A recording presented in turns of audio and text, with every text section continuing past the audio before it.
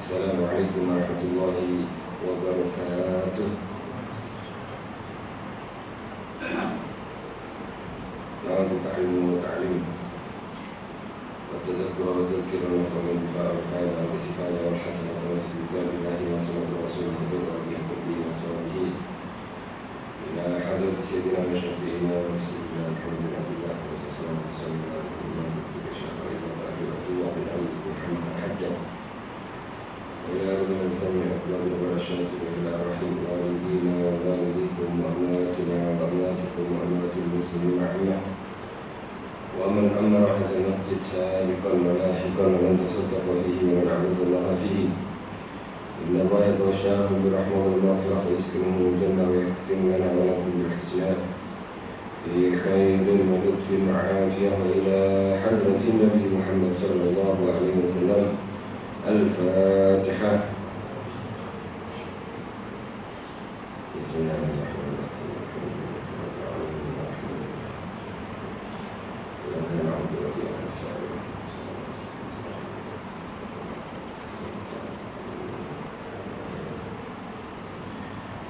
الحمد لله الذي هدانا لهذا وما كنا لنهتدي لولا أن هدانا الله. اللهم صل وسلم على سيدنا محمد مفتاح باب رحمة الله عدد ما في علم الله صلاة وسلاما دائمين بدوام ملك الله وعلى آله وصحبه ومن والاه ولا حول ولا قوة إلا بالله. رب اشرح لي صدري ويسر لي أمري واحلل عقدة من لساني يفقهوا قولي. أما بعد. Yang dimuliakan oleh Allah Subhanahu wa taala, muslimin hadirin muslimat hadirat, tuan-tuan dan puan rahimahullah. Alhamdulillah, insyaAllah kita sambil menunggu masuknya waktu solat isya dan kita sambil beriktikaf di rumah Allah Subhanahu wa ta'ala, kita mengisi waktu bainal maghrib wal isya, masa antara maghrib dan isya ini dengan kita meneruskan perkongsian kitab petunjuk tarikat jalan ke akhirat, yang mana akhir sekali kita kongsikan dalam kitab ini mengenai sabda Rasulullah sallallahu alaihi wasallam. Qala Nabi sallallahu alaihi wasallam, man masaha ala ra'si yatimin kataballahu bi kulli sya'ratin marrat 'alaiha yaduhu asyra hasanat. Barang siapa mengusap kepala anak yatim, mengusap kepala anak yatim dengan rasa rahmat, kasih sayang, lemah lembut, maka kelak Allah akan mencatatkan baginya atas setiap rambut yang diusap tangannya dengan 10 hasanah, dengan 10 kebaikan. Sekali mengusap kepala anak yatim, kita mampu mengusap rambutnya 300 helai. Maknanya akan dituliskan untuk kita 300 kali 10. Maknanya adalah 3.000. Itu kalau kita satu harinya satu kali mengusap. Kalau satu hari 3 kali mengusap, dia dapat 3.000 kali 3, 9.000. Kalau 10 hari 900.000 dan seterusnya, 9.000, 90.000 dan 900.000, bahkan 9 juta. Macam mana kita nak mengusap anak yatim? Ya mungkin kita menjadikan anak yatim itu anak angkat, dan itu sangat dianjurkan untuk kita membela anak yatim, kemudian menafkahi anak yatim, bahkan kalau boleh duduk sekali dengan anak yatim. Anak yatim ialah seorang anak yang belum balik, laki atau perempuan, yang ditinggal mati oleh ayahnya. Sebaik-baiknya rumah sabda Nabi adalah rumah yang di dalamnya ada anak yatim dan diperlakukan dengan baik. Jadi kalau nak tahu rumah paling baik, itu adalah rumah yang ada anak yatim dan diperlakukan anak yatim itu dengan baik, lemah lembut. Maksudnya baik di sisi Allah Subhanahu wa ta'ala. Dan sebaliknya, seburuk-buruknya rumah adalah rumah yang ada anak yatim di dalamnya dan diperlakukan dengan jahat dan buruk. Maka ini tanda, malaikat melihatnya ini dah tanda ahli neraka orang-orang seperti ini. Maknanya memang hadis Rasulullah SAW menganjurkan kepada kita untuk merahmati anak yatim. Siapa yang mampu nak angkat atau nak jadikan anak yatim untuk anak angkat, jadikan anak angkat. Kalau tak mampu nak jadikan anak angkat, sebab perangai anak yatim selalunya tak sama dengan anak yang normal, ada ibu ayah, ada ayah ibunya. Anak yatim ini kurang kasih sayang seorang ayah. Jadi kebanyakan nakal memang. Dan itu ujian bagi orang yang ingin membelanya. Ujian, cabaran bagi orang yang ingin mengangkat anak yatim tersebut. Itu memang kebanyakan itu. Tapi pahalanya, keistimewaannya, pembelanya, penolongnya itu adalah Allah SWT. Anak yatim ayah tak ada, tapi terus Allah yang menjadi penolongnya dan membela anak yatim itu sendiri. Tak mampu dia nak buat apa, tapi Allah yang akan membalas dengannya. Sebab Rasulullah SAW adalah dilahirkan dalam keadaan yatim dan dalam keadaan yatim. Bila kita tak mampu nak angkat nak jadikan anak yatim anak angkat, bagi nafkah kepadanya. Setiap bulan kita bagi tahu orang tuanya, jangan risau mengenai kos sekolah atau biaya sekolah dia, biaya pondok dia, saya yang tanggung. Seandainya dia ada kelebihan hartanya. Ini rezeki ini, ya. Jadi bukan zakat menanggung makanan haiwan saja. Sebab ada sebagian orang dia lebih peduli kepada haiwan. Peri kehaiwanan itu sangat tinggi. Sampai untuk kucing saja 5.000 di satu bulan. Ada jamaah seorang 5.000 satu bulan dihabiskan untuk kucing. Ya alhamdulillah dari dia banyak juga untuk infaknya. Tapi seandainya untuk kucing 5.000, untuk anak yatim tak ada, rugilah. Anak yatim itu adalah orang yang memang akan mengangkat darjatnya, bahkan akan menjadikannya ahli surga. Ahli surga. Bila kita tak mampu nak berikan biaya satu bulan, maka paling kurang kita beri kepada anak yatim tadi setiap bulannya mungkin 10 kilo beras. Mungkin kita belikan RM26, RM28, RM30. Untuk apa? Beli minyak gorengnya, minyak goreng di rumahnya, hantar ke rumahnya.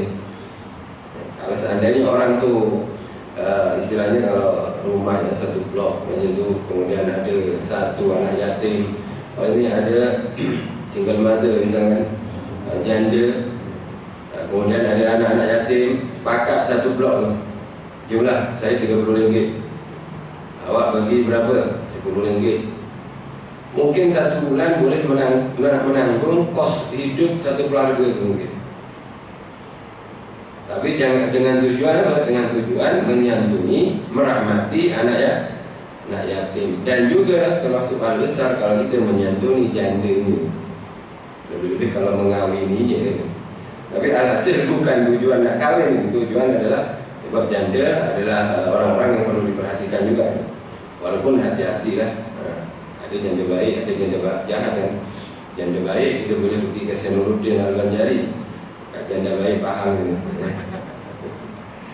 Kan boleh ziarah Senuruddin Al-Banjari di janda baik kan. Tapi kalau janda jahat ini bahaya sudah. Tak ada ulama di janda jahat, janda baik ada ulama lagi. Tapi bukan janda ini anak yatim. Alhasil usahakan, alhamdulillah kalau di kawasan kita, kejiranan kita ada anak yatim, itu peluang untuk kita lah. Ada orang tu nak cari anak yatim perlu ke yayasan anak yatim yang jauh kat sana. Kita tak dekat-dekat ni. Oh ya, jiran semalam baru meninggal suaminya. Ada anak kecil-kecil lagi, anak yatim mau peluang. Bagi tahu dia setiap bulan jangan risau, insya-Allah beras akan ada. Saya berikan beras. Jadi tenang hati dia, beras tak fikir. Minyak goreng. Agak-agak minyak goreng 5 liter tu berapa bulan ni? Kalau 2 orang, 3 orang. Mungkin 1 bulan juga ya, sebab tak minum minyak goreng ya. Mungkin agak lama sikit. Minyak goreng jangan risau. Alhasil semampu sedaya upaya kita untuk kita merahmati atau infak atau sedekah atau menanggung atau mengurangi biaya anak yatim kehidupannya. Ingat Nabi Muhammad SAW bersabda, ana wa kafilul yatim hakadha, kata Nabi. Saya dengan orang-orang yang menanggung merawat anak yatim seperti ini. Seperti keadaan keadaan jari telunjuk dan jari tengah, dekat sangat. Kalau saya dengan jamaah ini dekat, tapi masih jauh lagi. Kita masih perlu berapa langkah nak sampai, nak bersalaman. Tapi antara jari telunjuk dan jari tengah ini sangat dekat. Ini diumpamakan oleh Rasulullah, dekatnya Nabi dengan orang yang menanggung biaya kehidupan anak yatim, ikut kemana. Jangan kita kedekut, jangan kita kedekut, makan setiap harinya kita kat kedai, kemudian anak yatim sebelah rumah kita tak kisah. Tak, kita jimat dia makan kat rumah. Selebihnya itu adalah berikan oleh sebelah kita. Hasil RM30 adalah banyak sangat, insyaAllah, untuk orang section 27 ya. RM30 ya, insyaAllah. Baik. Kemudian dikatakan berusaha untuk memasukkan perasaan gembira. Ini anjuran yang lain selepas anjuran untuk rahmat anak yatim, adalah anjuran untuk memasukkan perasaan gembira ke dalam hati kaum mukminin secara am. Dengan apa cara sekalipun, selama yang demikian itu bukan dari perkara yang berdosa. Ini dalam bahasanya adalah idkhalus surur, memasukkan kebahagiaan kepada hati orang mukmin. Bahkan ada satu riwayat daripada Abdullah bin Abbas radhiyallahu anhuma yang disebutkan dalam kitab Mutajarir Rabih. Nabi bersabda, Inna ahabbal a'mali ila Allah ta'ala ba'da al-fara'idi idkhalu sururi ala muslim. Di ta'liqnya disebutkan, idza kana hadha bil muslim fa kaifa bi walidayhi. Fa idza ta'arada masalan fi'li rawatib idkhalu sururi ala muslim yuqaddamu tsani. Subhanallah. Dengan sabda Nabi daripada Sayyidina Abdullah bin Abbas, sesungguhnya sebaik-baik atau amalan yang paling dicintai oleh Allah Subhanahu wa taala selepas melaksanakan kewajiban-kewajiban Allah adalah memasukkan rasa gembira kepada hati orang muslim. Masukkan rasa gembira hati orang muslim. Nanti caranya ada ikut keadaan, nanti ikut situasi. Mungkin kalau kita ditawarkan makanan, ambil walaupun sedikit, sebab dia akan bahagia. Kalau kita diajak dijemput datang ke rumahnya, datang. Jangan tengok rumah macam mana, golongan seperti apa, tak perlu, kita datang saja. Sebab dengan keadaan kita, insya-Allah dia bahagia. Sebab kenapa? Membahagiakan hati orang muslim itu cepat untuk kita dihantarkan kepada derajat yang tinggi menuju sisi Allah Subhanahu wa taala. Bahkan dikatakan, kalau kita memasukkan rasa gembira hati orang muslim saja pahalanya sangat dicintai oleh Allah, macam mana kalau orang muslim itu adalah ibu bapanya? Ibu bapanya. Selalu kalau dengan ibu bapa mengembirakan, ibu nak apa bagi tahu. Alhasil ibunya dibuat selalu gembira. Ini cepat jadi wali kalau orang seperti ini. Cepat jadi wali. Pernah Sayyidina Musa kan, kita pernah kongsikan, Nabi Musa alaihissalam bertanya kepada Allah, ya Allah, tolong tunjukkan kepadaku orang yang menjadi kawanku nanti di surga. Jadi Nabi Musa pun siapa? Nabi Musa kalimullah, termasuk ulul azmi, meminta kepada Allah supaya diberitahu orang yang akan duduk bersama Nabi Musa di surga. Akhirnya Allah SWT memberikan wahyu, sebab dia adalah kalimullah. Ya Musa, bila kau nak tahu kawan kau siapa nanti di surga, kau duduk tepi jalan. Jangan lagi ada orang lalu, dialah kawanmu. Akhirnya Nabi Musa duduk tepi jalan. Kemudian tak lama kemudian ada lelaki jalan depan. Oh, ini kawan saya. Nak tahu Nabi Musa sebab apa dia boleh menjadi kawan dia di surga, dan dia bukan Nabi. Orang tersebut bukan Nabi. Akhirnya penasaran, dia ikuti, diekori oleh Nabi Musa AS. Orang ini lalu sekali dia masuk ke rumah dan bawaan yang dibawa, dia membawa sesuatu, diletak, dikeluarkan makanan. Ya. Makanan, dikeluarkan makanan tersebut, kemudian disuapkan kepada orang tua yang tengah baring, terbaring, sakit, dah uzur. Seorang perempuan dah tua, dah uzur, dibersihkan dulu, dia tukar pakaiannya, lepas dah bersih, dah kemas, baru disuap dengan makanan yang dibawa oleh Nabi Musa alaihissalam. Oleh apa? Oleh pemuda tadi. Nabi Musa tengok dari luar. Dalam sekali ketika semua dah selesai, dah settle semuanya, pemuda itu keluar. Akhirnya Nabi Musa menegur dia. Ya ulam, hai pemuda, kau buat apa tadi kat dalam?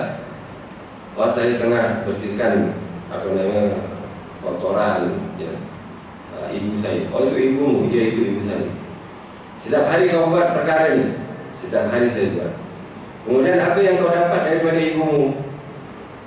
Tak ada yang dapat. Ibuku tak bagi apa-apa. Tak ada geran tanah, tak ada geran rumah, tak ada geran-geran apa sih. Tapi satu yang aku dapat selalunya, kalau dia dah kenyang, dah selesa, dia akan tadahkan tangannya, angkat tangannya dan berdoa, ya Allah, aku ridha kepada anakku ini.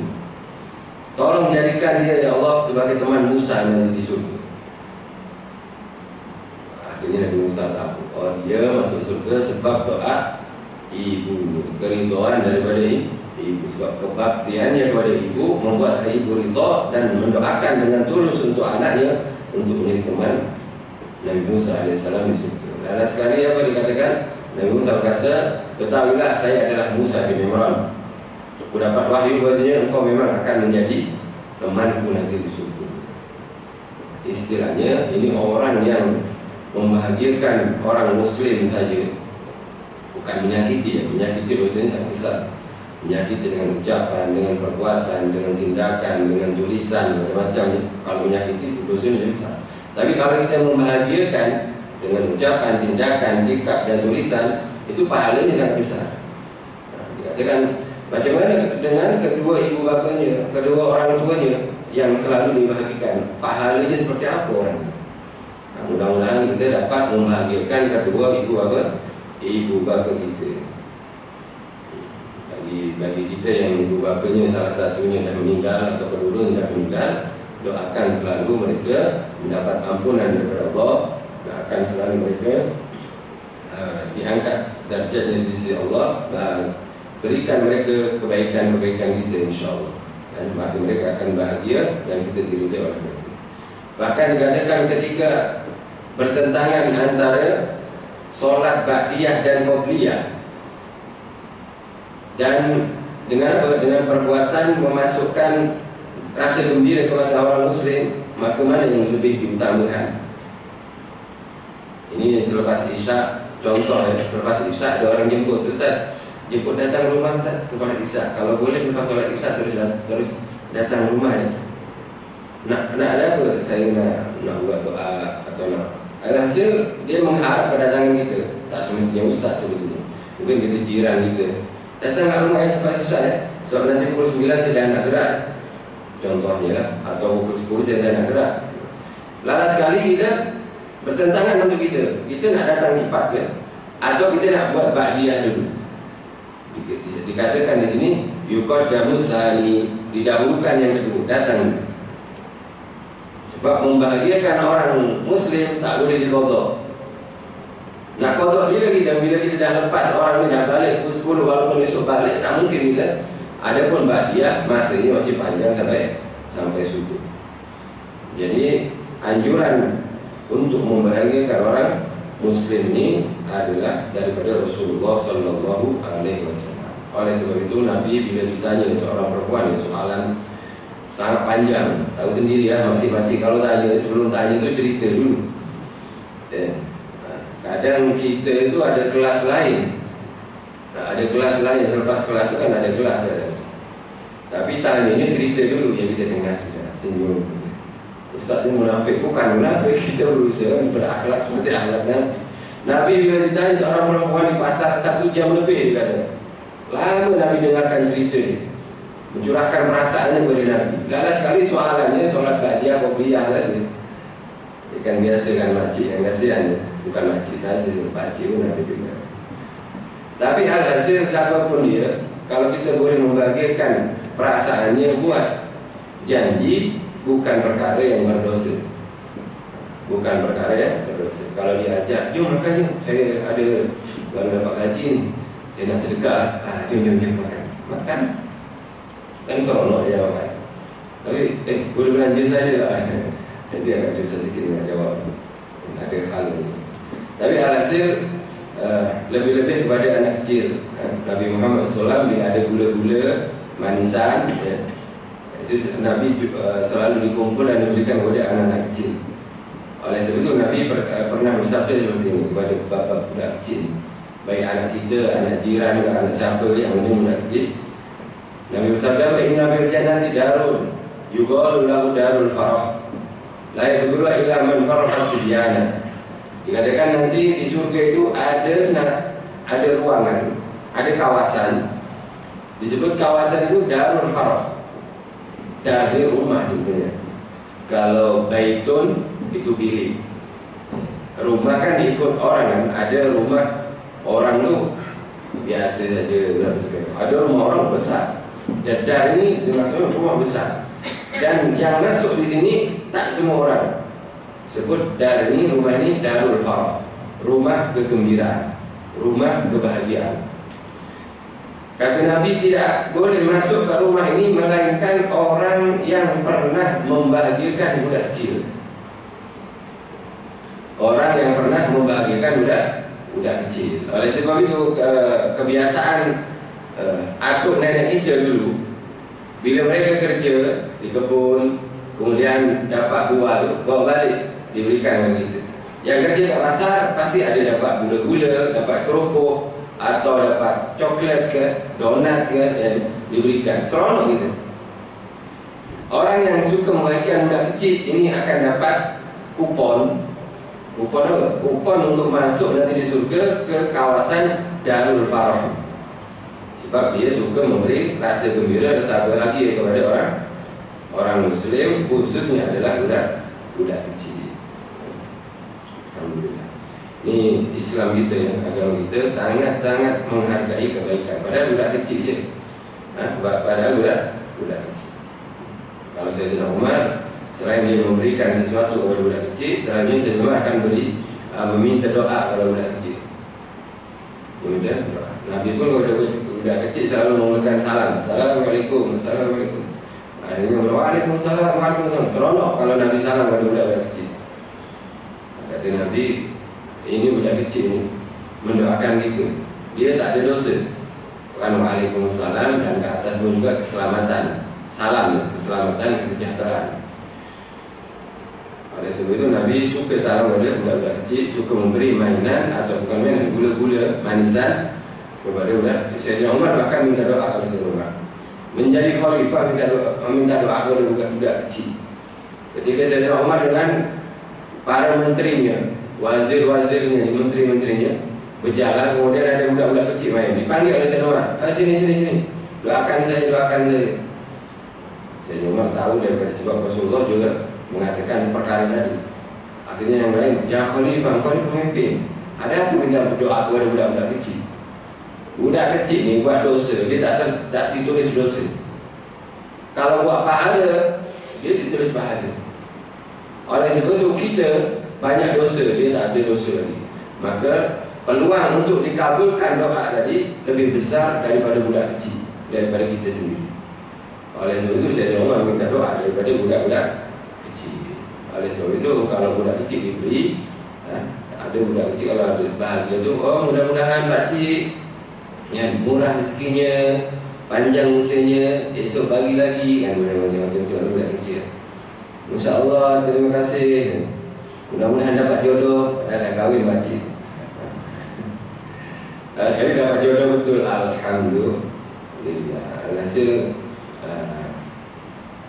budak kecil sekarang agak orang yang geram ya, alhamdulillah menjalik. Beberapa hari lepas kan ada seorang ayah durjana ni, ayah jahannam, memiliki 3 anak perempuan. anak perempuannya 3 orang. Alhamdulillah meninggal. Ini rusak, budak ini mental dia rusak sampai meninggal dunia, sampai tua, sampai mati akhir zaman. Tapi kita alhamdulillah kita tahu sunnah Rasulullah SAW. Jangan setakat membagikan kepada anak-anak kita di rumah kita, dimanapun jumpa budak-budak kecil, kalau ada sesuatu tu simpan untuk mereka bagi. Tapi jangan yang buat mereka sakit. Contoh es krim ke apa yang benda-benda, mungkin makanan-makanan dengan buah ke bagi kepada mereka, menghidupkan sunnah Nabi Muhammad SAW.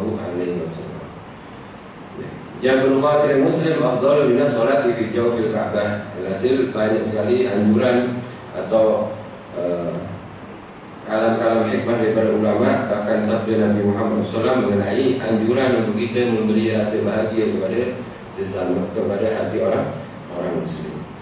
Kemudian hendaklah anda menjamin siapa yang meminta jaminanmu pada sesuatu keperluan kepada orang yang menghormati kedudukanmu. Sekarang tengah menjamin, ada orang minta jaminan kita.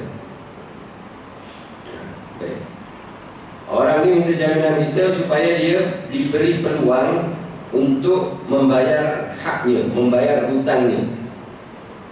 Ini pun dilakukan oleh Rasulullah SAW. Ketika Nabi melihat seorang pemburu menangkap seekor kijang atau seekor kijang ditangkap oleh pemburu. Kemudian ketika Nabi melihat kepada kijang itu menyampaikan perasaannya kepada Rasulullah. Ya Rasulullah, tolong bagi tahu pemburu ni, saya di hutan ada anak-anak saya tadi. Saya nak bagi susu kepada dia. Lepas tu saya akan balik ke sini. Tolong izinkan saya tolong benarkan atau minta izinkan kepada si pemburu ni. Akhirnya Nabi menegur, ya fulan. Ya Rasulullah, ini pemburu bagi tahu. Pemburu apa? Kijang ini bagi tahu dia ada anak di hutan, tolong lepaskan dia. Ya Rasulullah, ini binatang. Ya, binatang. Kalau saya lepas, saya dah tangkap ini, saya boleh makan daging kijang. Kalau saya lepas, dia tak akan balik. Tak, saya jaminan, kata Nabi. Jadi kijang itu minta jaminan kepada Rasulullah supaya dilepaskan untuk memberikan susu kepada anak-anaknya dalam hutan. Akhirnya orang itu melihat mendengar ucapan Rasulullah, baik ya Rasulullah, saya percaya kepada-Mu. Akhirnya kijang itu dilepaskan, dia masuk dalam hutan. Nabi tunggu dengan pemburu. Lama kelamaan keluar balik kijang dan berkata, sudah ya Rasulullah, anak-anak saya dah kenyang. Dia balik, ditangkap ini. Maka Nabi berkata, macam mana? Ini amanahnya seekor binatang, ya Rasulullah. Sebab ini amanah, saya tak sampai hati nak makan. Demi kamu ya Rasulullah, saya lepaskan saja. Bila ada orang minta jaminan kepada kita, tolong bagi tahu dia, saya akan bayar hutang, tapi tolonglah dari masa kita datang kepada orang yang hutang. Si fulan ini ya, ada tuan apa tu? Ya fulan ini ada hutang kepadamu. Ya, dia sewa tak bayar 3 bulan ni. Saya nak halau dia. Tak apa, nanti bagi masa lagi 1 bulan. Kalau memang dia tak bayar, saya yang bayar. Jaminan. Lala sekali dia minta jaminan seperti kijang. Tapi kalau kita Allah alam, kita tengok manusia juga.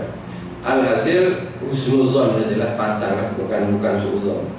Dikatakan oleh Muhammad, hendaklah anda menjamin siapa yang meminta jaminanmu pada satu keperluan kepada orang yang menghormati kedudukanmu.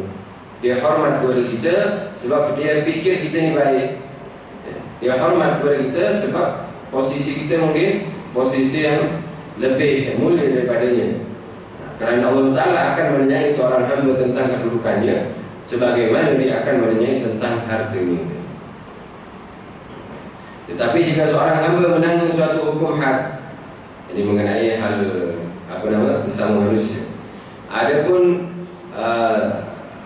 hukuman hak Allah Subhanahu Wa Taala.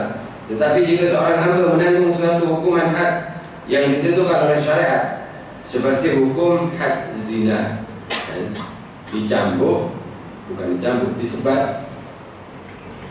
Dan hukum mencuri, dipotong.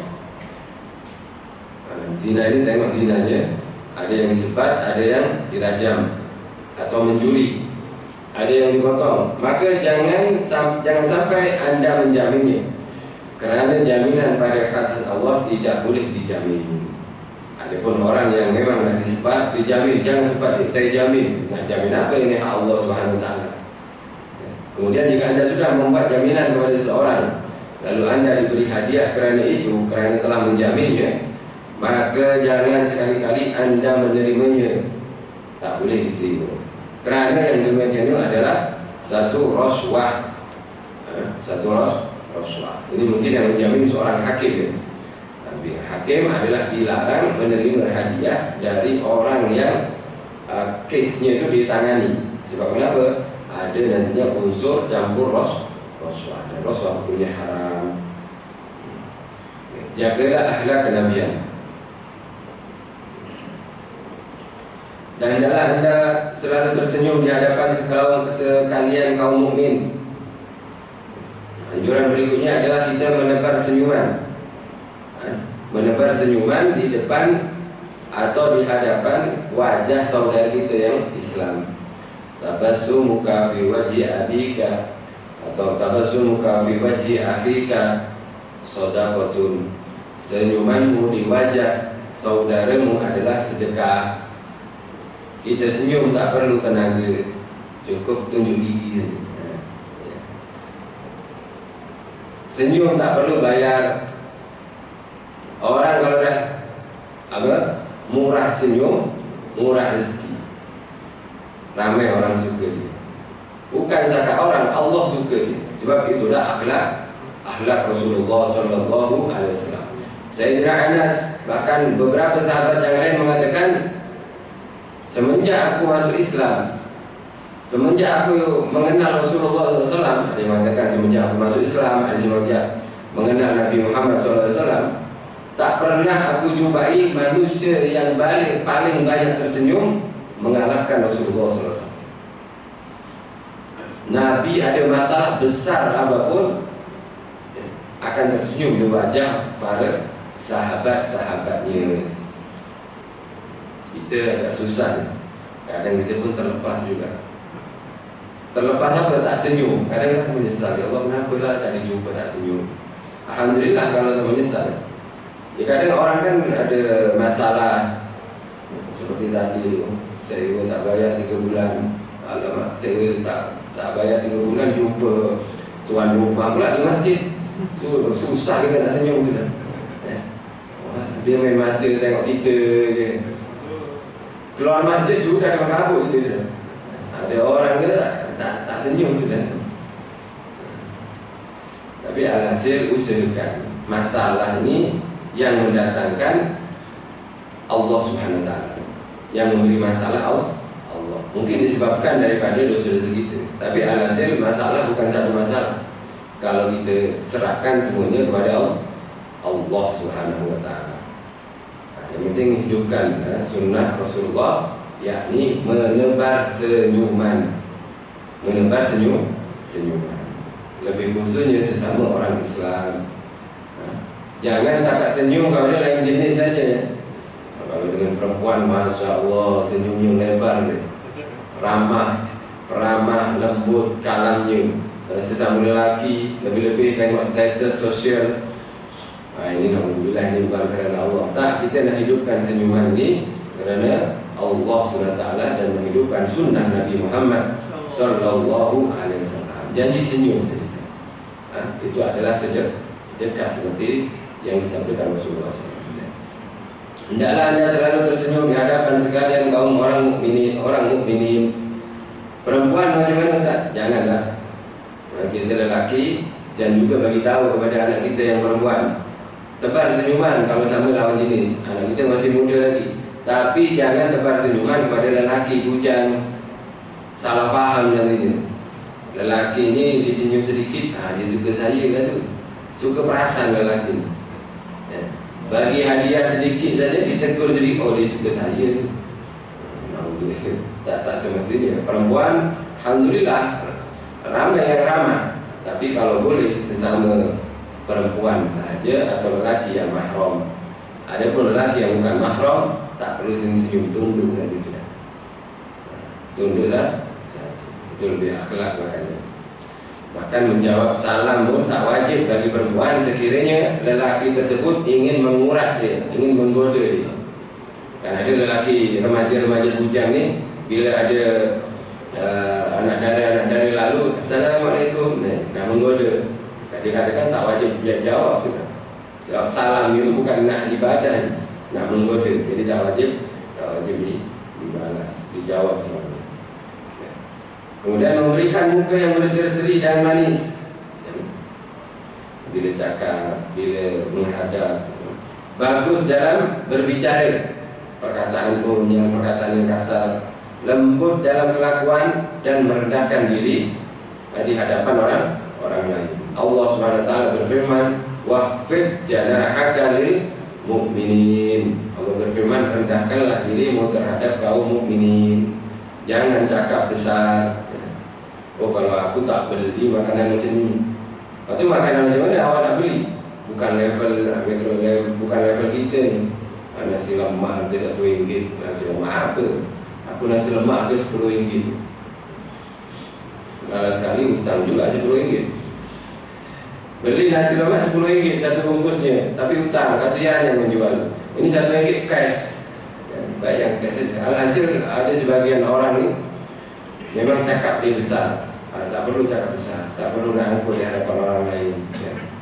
Oh, kalau aku buat ini, kalau aku masak ni pasti lebih sedap. Kalau ada kenduri selalunya.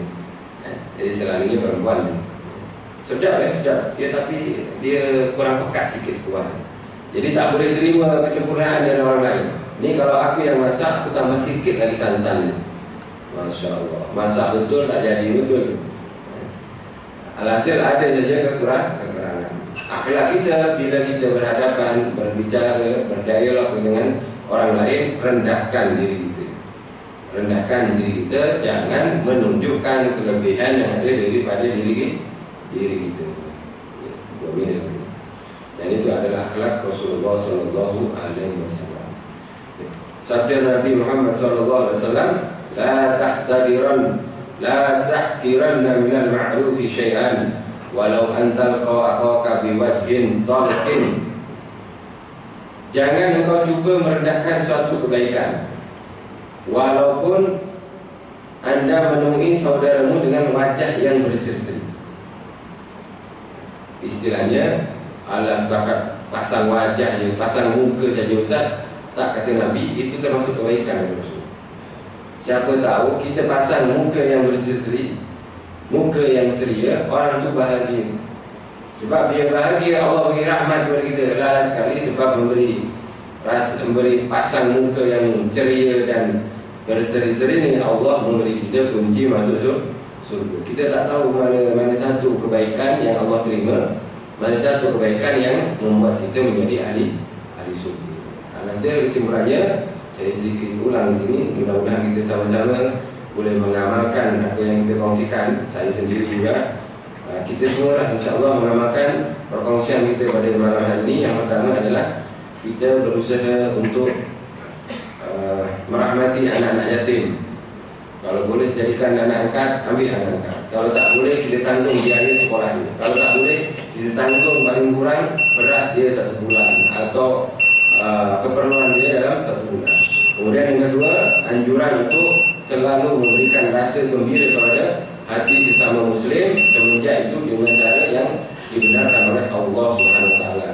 Berikutnya adalah senyum, tebar senyuman di hadapan orang-orang Muslim, dan juga pasanglah muka berseri-seri, pasanglah muka yang ceria, sebab perkara tersebut adalah besar di sisi Allah Subhanahu Wa Taala. Mudah-mudahan Allah Subhanahu Wa Taala memberikan kita ilmu yang bermanfaat dan juga kekuatan untuk kita mengamalkan ilmu yang telah kita ketahui, insya-Allah. Mungkin ini saja yang saya boleh kongsikan. Soalan.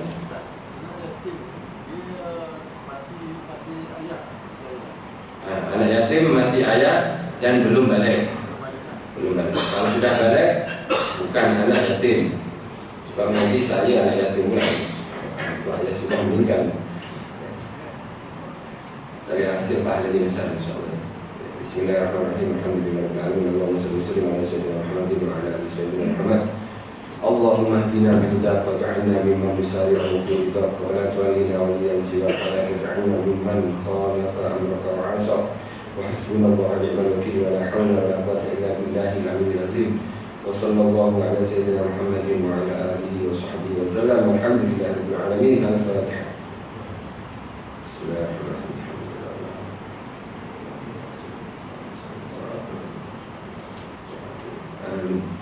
Jazakumullah khairan katsiran. Terima kasih saya ucapkan atas segala perhatian, kesilapan, kekurangan, kasar dalam penyampaian mohon dimaafkan. Wabillahi taufiq wal hidayah wal ridha wal inayah.